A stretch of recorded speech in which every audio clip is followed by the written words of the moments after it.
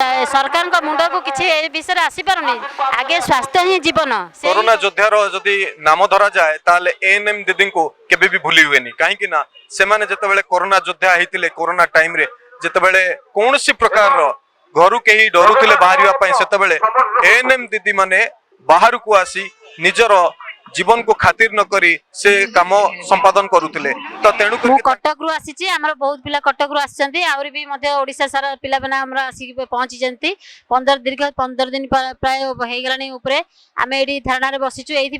जे Covid महामारी रे आमे एते जीवन को बाजी लगे कि आमे घर द्वार परिवार छाड़ी ये जो काम कर आसीचु लोक मान को आज बंचे रखीचु